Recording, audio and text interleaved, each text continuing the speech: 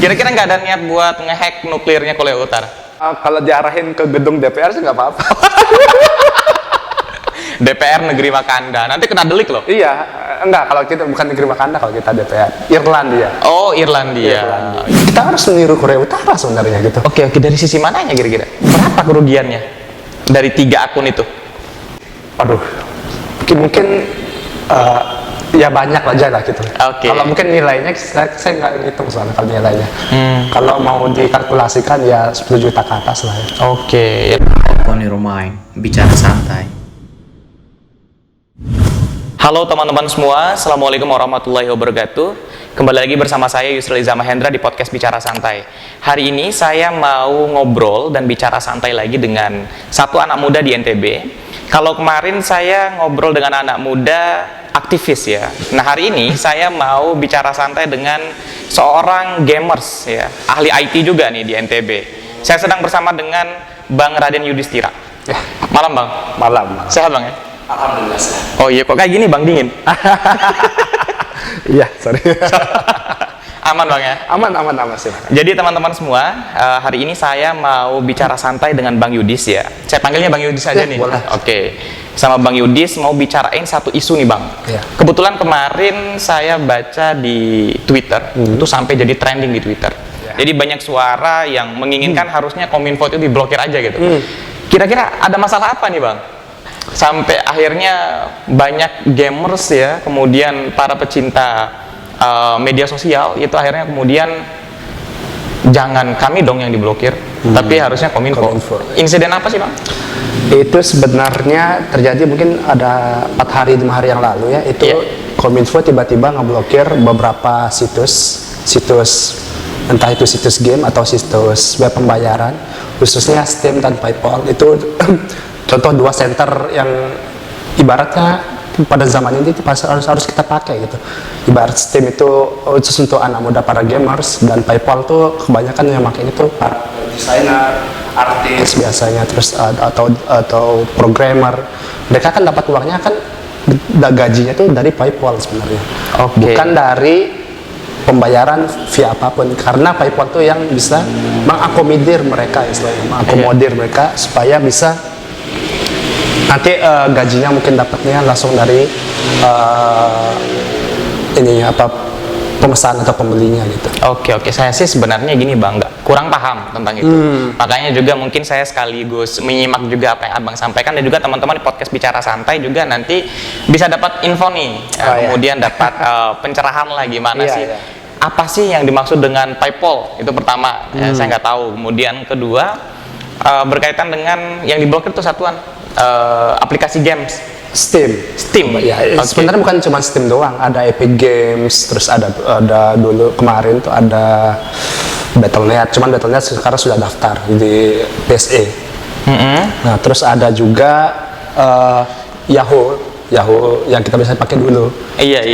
Pengganti kan dulu sebelum ada Gmail kan kita pakai Yahoo dulu. Benar. Ya, jadi itu sempat diblokir, cuma sekarang sudah daftar. Oke, tapi akhirnya kemudian diblokir oleh Kominfo. Nah ya, sebenarnya kok tujuan dari Kominfo itu baik sebenarnya, itu mencegah kebocoran dari data-data dari kita atau dari masyarakat Indonesia, biar tidak bocor ke keluar gitu, khususnya ke dunia-dunia digital. Tapi cara Kominfo ini memperlihatkan ego mereka menurut saya, karena mereka hanya memerhatikan developer atau memerhatikan si yang punya aplikasi atau yang punya situs web dengan mereka tidak melihat apa penggunanya siapa dan yang memakainya itu siapa gitu. Cuman yang kabarnya terbaru sih, Kominfo sudah membuka lagi situs-situs dan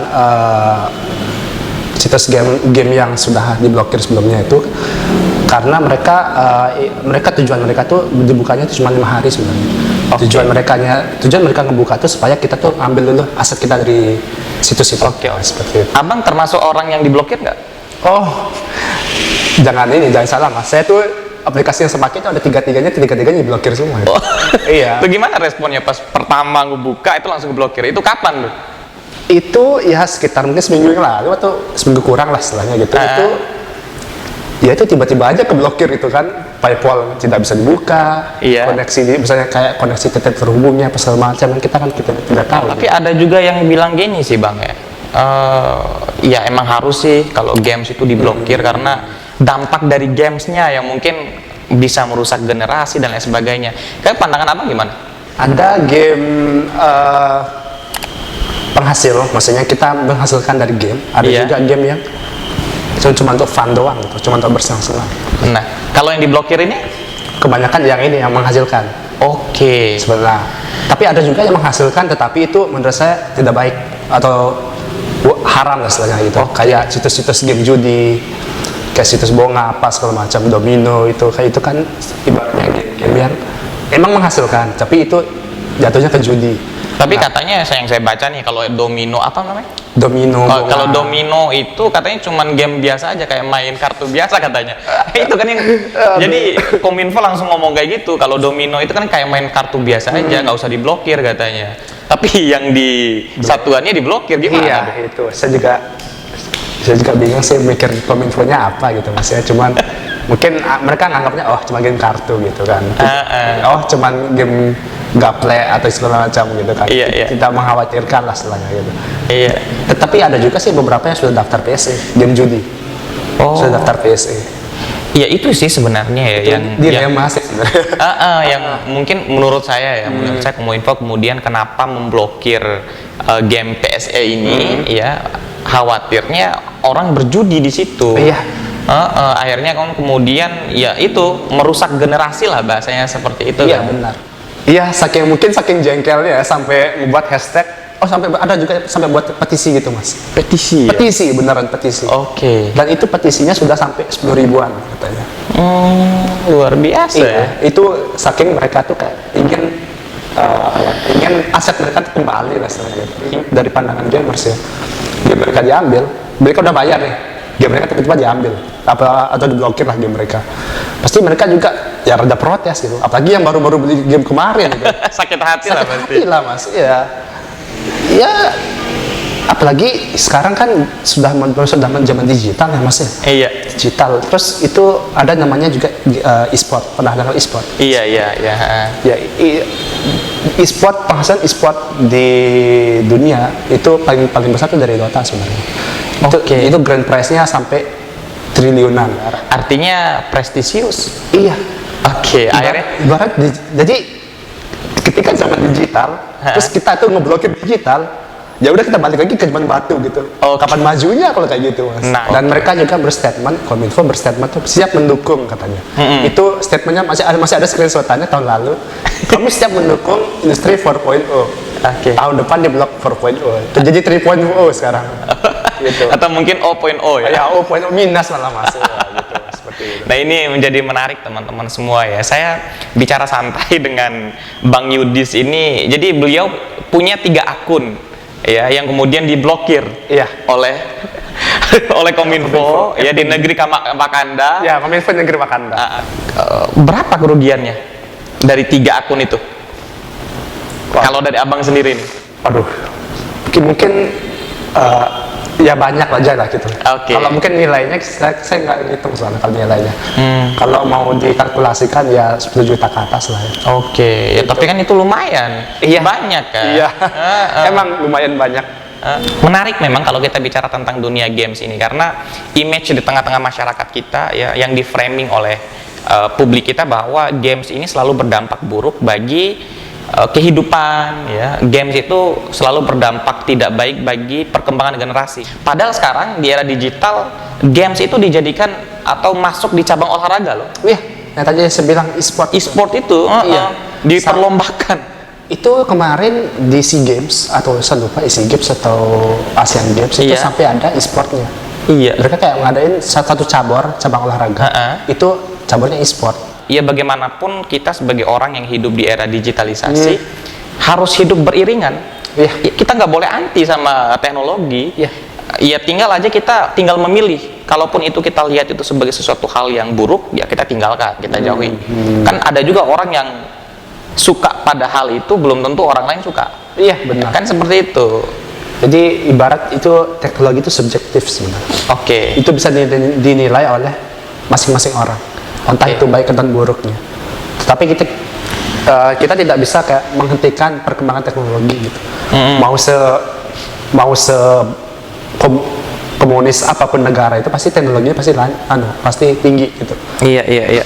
Kecuali misalkan ya di Korea Utara kali ya. Oh ya, kebetulan saudara saya Kim Jong Un itu ya dia emang ini ya ingin merancang teknologi sendiri dia tuh. Oke, nggak ada niat. Justru saya menganggap kita harus meniru Korea Utara sebenarnya gitu. Oke, dari sisi mananya kira-kira? Mau dari sisi bukan dari sisi aturan ya maksudnya, dari sisi mereka itu keinginan mereka sebenarnya. Dan mereka tuh ingin membangun semuanya itu sendiri sebenarnya. Mau itu dari teknologi, mereka kayak membuat teknologi sendiri, mau dari mungkin cara hidup, lifestyle atau pakaian, fashion, mereka kan punya fashion sendiri sana. Iya, iya. Artinya kemandirian lah ya. Poin kemandirian benar. yang kita concern bisa kita ambil dan petik dari negara Korea Utara. Cuman kan Kominfo di Korea Utara kan nurut sama Kim Jong Un gitu. Jadi kayak ya udah mereka kayak ngeblokir semua situs dari luar. Oke, kalau Kominfo sini, Wakanda. Nurutnya sama siapa? Sama aja sih sebenarnya. Iya. Waduh, di bawah Nah ini menarik ya teman-teman semua ya. Kita mulai bicarain negara Wakanda sampai ke Korea Utara kita ini. Kira-kira nggak ada niat buat ngehack nuklirnya Korea Utara? Kalau diarahin ke gedung DPR sih nggak apa-apa. DPR negeri Wakanda, nanti kena delik loh. Iya, enggak, kalau kita bukan negeri Wakanda, kalau kita DPR Irlandia. Oh, Irlandia. Iya. Kebetulan kan ini kan Korea Utara, Cina kan sekarang lagi gencar-gencarnya tuh uji coba nuklir dan lain sebagainya. Iya, benar. Tapi kalau itu udah kejauhan nih pembicaraan kita. Ini udah melenceng nih dari pembicaraan kita.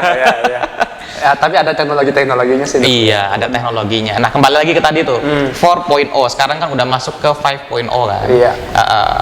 Itu sih kredit poinnya bahwa memang kita nggak boleh akhirnya kemudian anti terhadap perkembangan teknologi. Manusia itu harus hidup beriringan dengan teknologi. Tapi setelah diblokir 3 akunnya masih suka. Ya mikir saja mas. Antara ya soalnya kan ya beda lah ya tanggapan kita di depan kamera dengan sebelum. Iya, jadi nggak apa-apa, harusnya kan sama depan kamera sama belakang. Maksudnya Kominfo negeri Wakanda tadi. Iya, jadi. Iya, artinya yang dilakukan oleh Kominfo kemarin ya nggak baik.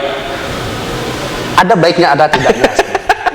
itu tadi yang saya bilang, ada baiknya, ada tidaknya. Baiknya mungkin jadi kayak ibarat data kita sudah aman, ya kalau sudah seperti itu kan kita kan merasa kayak ya udah ini berarti ini sudah aman lah, kita berinvestasi dalam satu web ini gitu. Oke. Kalau memang poin jelek, walaupun poin jeleknya lebih banyak sebenarnya sepertinya gitu. Poin jeleknya demo di mana-mana, terus hashtag trending di mana-mana gitu. Ya itu emang pelajaran dari kita semua sebenarnya, nggak cuma Kominfo, kita juga gitu. Oke.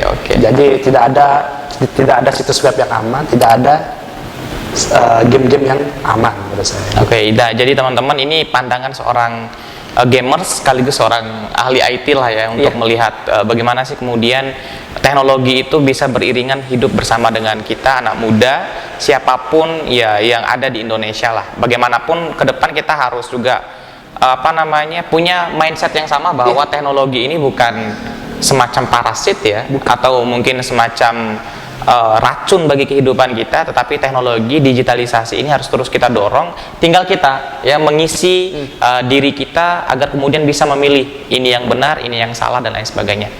Oke Bang, itu bicara santai kita di podcast bicara santai. Terakhir ya sebelum kita tutup podcastnya, setelah diblokir 3 akunnya mau ngehack nggak kira-kira?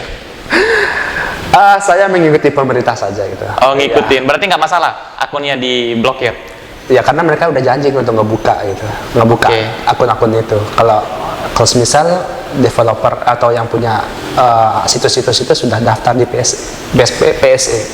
Oke. Jadi kita kan ya udah, kalau memang pemerintah berkata seperti itu ya kita ikutin. Kita bisa apa juga gitu kan.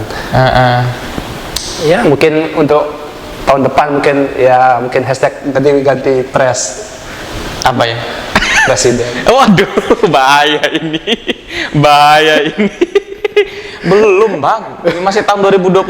Oh iya, belum 2024 itu. Oh, udah 4, lagi 2 Iya, tahun. Aduh, masih lagi lama. 2 tahun, jangan buru-buru. Iya, iya. Iya Nggak kan? apa-apa, nggak apa-apa. Kan yang sampai ngontrol ke media dan lain sebagainya cuma di Korea Utara, kalau di sini kan enggak. Ah, ya benar. Kalau di negara Wakanda nggak ada. nggak ada Nggak ada. Wakanda, ya. Iya. Di negara Wakanda ada ya? Ada Killmonger namanya. Chadwick. Oh gitu ya. Black Panther. Oke. Terakhir, harapannya untuk anak muda NTB yang suka main games nih.